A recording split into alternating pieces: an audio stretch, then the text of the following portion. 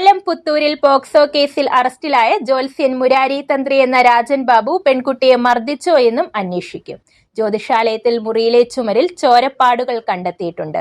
Forensic സംഘം sample ശേഖരിച്ചിരുന്നു. ഞായറാഴ്ച വൈകിട്ട് ബാധയൊഴിപ്പിക്കലിനായി അമ്മയ്ക്കൊപ്പമെത്തിയ 16-കാരിയെ ജ്യോത്സ്യൻ ലൈംഗികമായി പീഡിപ്പിക്കാൻ ശ്രമിച്ചെന്നാണ് പരാതി.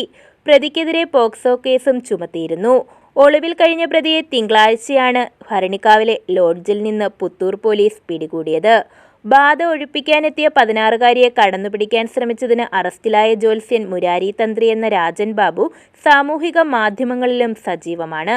ജ്യോത്സ്യമാണ് ജോലിയെങ്കിലും സമൂഹമാധ്യമങ്ങളിൽ റീൽസുകളിട്ടാണ് മുരാരി തന്ത്രി പ്രചാരം നേടിയത്. രാജൻ ബാബു എന്നാണ് യഥാർത്ഥ പേര്. പാട്ടും ഡാൻസുമാണ് പ്രിയം. കൊല്ലം വെണ്ടാറിലെ പ്രതിയുടെ ജ്യോതിഷാലയത്തിൽ വെച്ച് ലൈംഗികാതിക്രമം ശ്രമം നടന്നെന്നാണ് പരാതിയിലുള്ളത്. ഒളിവിൽ പോയ പ്രതിയെ ഭരണിക്കാവിലെ ലോഡ്ജിൽ നിന്നാണ് പുത്തൂർ പോലീസ് അറസ്റ്റ് ചെയ്തത്.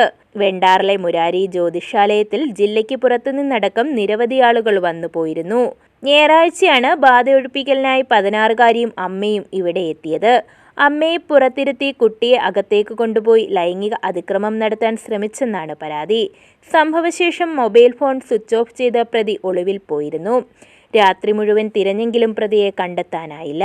പുത്തൂർ സിഐയുടെ നേതൃത്വത്തിൽ നടത്തിയ അന്വേഷണത്തിൽ പ്രതി ഭരണിക്കാവിലെ ലോഡ്ജിലുണ്ടെന്ന് മനസ്സിലാക്കുകയായിരുന്നു. രഹസ്യനീക്കത്തിലൂടെ പ്രതിയെ ലോഡ്ജിൽ നിന്നും പിടികൂടി. ആഡംബര ജീവിതം നയിക്കുന്നയാളായിരുന്നു മുരാരി തന്ത്രി. ഓട്ടോ തൊഴിലാളിയായിരുന്ന രാജൻ ബാബു മുരാരി തന്ത്രി എന്ന സമ്പന്നനായ ജ്യോത്സ്യനായി വളർന്നത് ദുരൂഹമാണെന്നും നാട്ടുകാർ പറയുന്നു. അതേസമയം പുത്തൂരിൽ നിന്നും അറസ്റ്റിലായ രാജൻ ബാബു പെൺകുട്ടിയെ മർദ്ദിച്ചോ എന്നും അന്വേഷിക്കും. ജ്യോതിഷാലയത്തിൽ മുറിയിലെ ചുവരിൽ ചോരപ്പാടുകൾ കണ്ടെത്തിയിട്ടുണ്ട്. ഫോറൻസിക് സംഘം സാമ്പിളും ശേഖരിച്ചിരുന്നു.